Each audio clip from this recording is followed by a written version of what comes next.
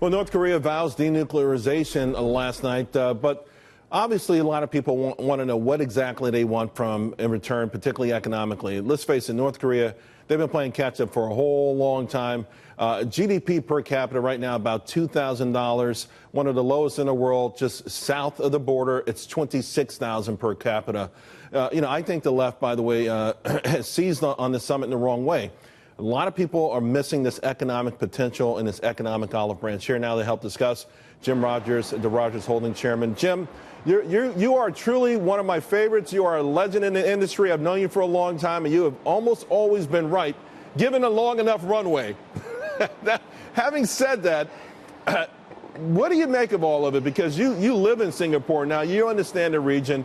I think Kim Jong-un could be lured into the 21st century because of the economic benefits. Charles, I've been explaining this was coming for 3 years now. Korea is now going to be the most exciting country in the world. The North has cheap labor, disciplined labor, educated, lots of natural resources. The South has capital, lots of expertise, right on the Chinese border, 80 million people. It's going to be an extremely exciting country, North and South.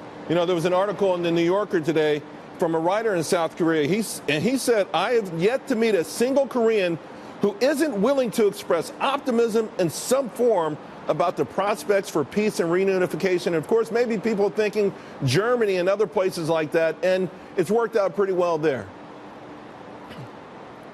This is going to be much, much, much better than Germany because Germany's neighbors were poor. Korea's got rich neighbors. South Korea, China, Russia, people who've got plenty of money to pour in there. Samsung, Hyundai, everybody. They all want to get in there and make this a success. So Jim, how would it work from here? Because you look at some of the things, GDP in South Korea, so much more, so much higher. We do know there's an educated workforce. We know a lot of these North Korean workers are industrial workers. We know, obviously, they're disciplined. They have no choice. And I did the numbers of the top 10 foreign reserves in the world. 6, to your point, are North Korea's neighbors with $6 trillion. Charles, in 1970, North Korea was richer than South Korea. Now, communism can ruin anything, and it ruined North Korea. But the potential is there. They used to be extremely successful. It's coming back. I wish there were ways for me to invest in North Korea now.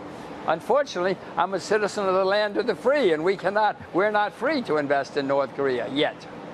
What does America have to give up in all of this, do you think? Would we just be mostly on the security side and just let the neighboring countries, particularly South Korea, do most of the funding?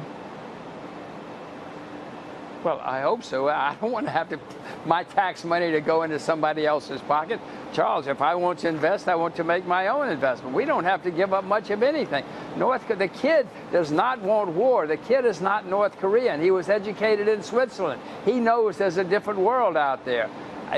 This is going to change very quickly and be very dramatic. So you see success. Charles, you should become the North.